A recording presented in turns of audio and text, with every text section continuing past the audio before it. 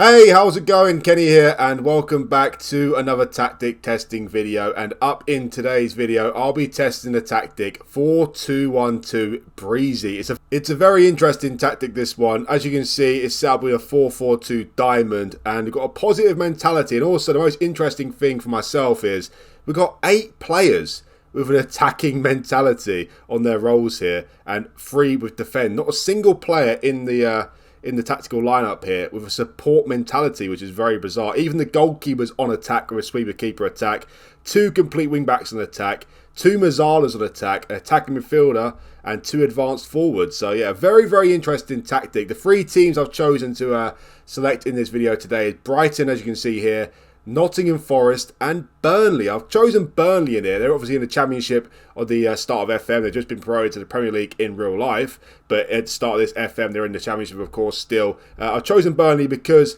the man who created this tactic, as I say always in the start of my videos, I do not create this tactic. If you're interested in checking out the creator here, and the link will be down in the description below, which take you to his page. He actually picked Blackburn as his team to test his tactic out, and that's why I went with Burnley today. He tested out with Blackburn, had great results there. Both strikers got like 45 league goals or something stupid. So the 3 teams are Brighton, Nottingham Forest and Burnley. No real big club in here to talk of. Of course, Brighton are doing really well in real life. I didn't decide to do a big club in this one. I decided, as I said, to choose Burnley instead of choosing the big club. So Brighton up first. Got a high defensive line there as well. High press, much more often. Very, very intense tactic. A lot of attacking players, as I said before. So I'm not entirely sure how good this one will turn out to be. It might score a lot of goals, but it might leak a lot of goals as well. So without further ado, I'm going to go on holiday. I'm going to select use current match tactics, and let's see how Brighton get on. Well, the season has completed with Brighton, and unfortunately, it was not very good. They finished in 11th place, which you'd say is not that bad, really.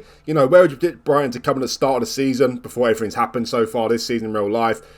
11th is not too far away from where they expected to finish, to be honest. So it's not that bad in that regard. But when you see Brighton challenging for the Champions League places in real life, and we finished 11th in the league with only 12 wins and 17 losses, only 8 points to get a relegation zone, it is not great, is it? Let's be honest. It looks like they had a great start to the season as well, as you can see here.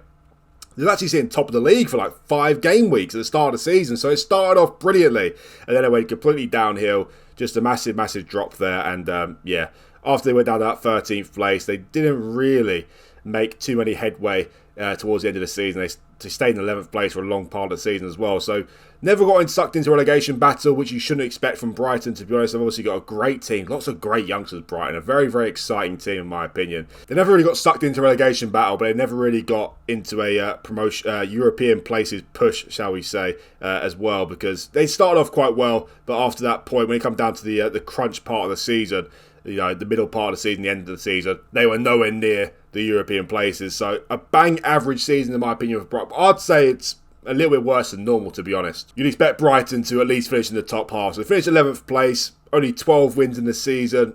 It's rather poor. In terms of the cup competitions, knocked down the 4th round in both of them by Wolves and Man United respectively. So yeah, not a great season all around for Brighton, to be honest. Just check out the league table in full here. How many goals did they score? Well, they scored 68 goals, so they scored a lot of goals. Goals was quite good. They actually scored 6 goals against Man City as well, so that is nice. But look on the other end there, 81 goals conceded. I was a little bit concerned about this tactic with all those players with the attack mentality on, and yeah, it didn't work too well for Brighton here. 81 goals conceded is absolutely disgusting. 68 goals scored is actually really good. Only the top 4 teams has actually scored more goals than Brighton, but 81 goals conceded, that is the worst defence in the entire league by quite a distance as well. Conceded 12 more goals than the next worst team, which is Leicester. So defensively, an absolute shambles. I just wanted to have a quick look at the start of the season with Brighton here. It started off absolutely immense. Look at that. They beat Man United 2-1 to start off the season here. They then beat Forest 4-0 away. They did lose away to Everton 4-3. Beat Stevenage in the Carabao Cup. But then they beat Southampton 2-1 at home. Beat Man City 4-2 away, which is one hell of a win. And then they beat West Ham 5-1 at home. So what on earth happened after that? It was going so well. Well, this happened after that. An absolutely disgusting run of form before the World Cup. Pretty much ruined the season. No win in the next 9 games after that sensational start to the season. And yeah, it really just started off just too well for Brighton. After that, things just not go to plan at all, to be honest. And yeah, a poor end to the season has to be said. A poor whole of the season, apart from the first month, pretty much. It started off amazing, beat Man United, beat Man City 4-2 away, but they could not continue that form for the rest of the season, unfortunately. Well, in terms of the best player of the season was actually Danny Welbeck with 28 goals and 11 assists in 39 total appearances. So 39 goal involvements in 39 appearances for Danny Welbeck. He had an absolute blinder of a season. Also, Evan Ferguson as well, very highly rated striker, of course. He got 19 goals and 6 assists in 36 games, so he did really well as well. Caicedo got 4 goals and 8 assists, still had a good season. McAllister as well, 19 goals and 3 assists, but I think we know where the problems lied in ours defensively. So who let them down massively defensively? Well, Joel Veltman with a 6.64 there, not good enough at all, really, is it? Lallana, 6.67. Estepinian got 7 assists from left back, but defensively he looked like he was a bit of a liability. Lamptey as well, 9 assists from full back as well, but 6.8 average rating. So defensively, it started off not too well, this tactic, but going forward looks really good. 28 goals and 11 assists for Welbeck and 19 goals for Evan Ferguson. Will Nottingham Forest do better? Well, let's find out. Before we get started with Nottingham Forest, guys, please remember that if you like this video, hit that like button for me. It's really important for this video to get see more people. And also, if you're new around here, do consider hitting that subscribe button as well. It'd really help me out and you much appreciate as well. So as you can see, Nottingham Forest going with the exact same tactic. Otherwise, that'd be a bit pointless, wouldn't it, for this video? Realistically, logically, Nottingham Forest should do a lot worse than Brighton. If you compare Brighton and Nottingham Forest team, Brighton's come out a lot better. I don't know how many players you'd take for Nottingham Forest and put them in Brighton's starting 11. Maybe Brennan Johnson. You can find a place for him, of course. Gibbs White, maybe the goalkeeper as well, Navas. But other than that, you know, Brighton's team is a lot better than Nottingham Forest in my opinion. So if Brighton concede 81 goals, how many are Forest going to concede? Well, let's find out. Wow, what a massive surprise. Nottingham Forest have had an absolute blinder of a season. They finished up in 7th place. What a season for Forest. Massively surprised about that. Cannot believe that. Ironically, they finished actually below Brighton. And you can see, they finished in 7th place. But unfortunately, no European football for Forest the next season because it seems like Chelsea won the FA Cup or the Carabao Cup. So, yeah, unfortunately for Forest, despite finishing in the top 7, they didn't get a European football for next season. Only a point behind Brighton in 6th place as well, which is devastating. A long way clear of the top 5, as you can see here. But a great battle between them, Brighton, Villa, Chelsea, West Ham, Wolves, etc. for that final European place, which unfortunately Chelsea took anyway by winning some sort of cup competition. But what a season by Forest. And look at that. They was up in 5th place for a long time, 6th, 7th, 8th. I don't know why it's saying they're down here in 16th place, because clearly they're finished in 7th place. That's obviously broken there, because we can see they're finished in 7th place. But 7th place for Forest in their first season in the Prem. Nowhere near relegation battle. 27 points clear of the bottom 3. A fantastic season for Forest, and I'm really, really surprised. Looks like a great end to the season as well. Last 5 games unbeaten at least. In terms of the cup competitions, knocked down in the 3rd round by both, by Blackburn in the FA Cup, and by Leicester in the Carabao Cup. So nothing to talk of here, but an amazing season for Forest. 7th place, just missed out on European football by Chelsea winning the cup competition, which is devastating really, but unbelievable season for Forest. And it looks like his tactic works wonders for them. Let's check out the league table in full here. Well, first thing I've noticed is most assists for the season actually gone to Gustavo Scarpa with 12 assists. So he's had a great season. 16 wins for Forest, that is really good. Look at that, 67 goals scored. I remember correctly, Brighton had 68, I believe it was. And only 72 conceded. Well, I say only 72 conceded, but they conceded 9 goals less than Brighton with the same tactic and are obviously a worse team. So much better defensively than Forest. Still the worst defence in the league though. So definitely this tactic needs some sort of tweaks, I'd say. But going forward, it seems to be working an absolute treat. Just having a quick look at the results for the season here. So got some high scoring games. Actually lost away to Liverpool 7-0. I don't think it's too wise to go to Anfield with this sort of tactic, to be honest. They got proof of that with a 7-0 defeat. But look at this. They beat Newcastle away 5-4 at St James's Park. What a game that must have been. They also beat Man City at home before that. Beat Chelsea at home 4-3 as well. Just some great results in there. Some really, really fantastic games. Lost away to Man City 5-2. Beat Newcastle at home 5-3. So in their 2 games against Newcastle, there was 17 goals. So what a game of football that was for me to watch. Beat Palace away 4-2 as well. Drew the last game at home to Wolves 3-3 as well. So some really high scoring matches in here for Nottingham Forest, which you you should expect, really, playing with a tactic like this. In terms of the best player of the season, well, the average ratings are not too high, nowhere near as high as Brighton's. But again, surprise, surprise, the 2 best players of the season are both the strikers. Brennan Johnson with 16 goals and 8 assists in 37 games. That is really nice. And I can never pronounce his name. Awoniyi? We'll just go with Taiwo. Taiwo got 19 goals and 7 assists in 41 games as well. So not as many goals as Danny Welbeck, but 2 great seasons from them too. 24 goal involvements for Johnson, 26 for Taiwo. So really 2 good great seasons from the strikers there. In terms of the other best players, well, Navas done really well in goal apparently. Freuler had a good season. Obviously, Scarpa, most assists in the Premier League. 6 goals and 13 assists. So we can see who was setting up the goals for these 2. So going forward again, great for Forest. Brilliant season though. We cannot have too many complaints really. We can say defensively it wasn't great with 72 goals conceded, but it doesn't really matter if you finish in 7th place in Nottingham Forest. So brilliant from them. Not too great from Brighton. How will Burnley do though? Obviously won the championship in real life with like 7 games to spare as well. Or got promoted, sorry, haven't won the league title yet. So how will they do on this FM with this tactic? Well, let's find out. Well, Burnley have been absolutely incredible in real life under Vincent Kompany in the championship. Absolutely battered the championship, haven't they? Which is a very tricky league, of course. So with this tactic in the championship, how will it work going forward? And defensively, of course, you'd expect them to concede a little bit less than Brighton and Forest in the championship. But I'm just not sure about the tactic, to be honest. Nottingham Forest done really well.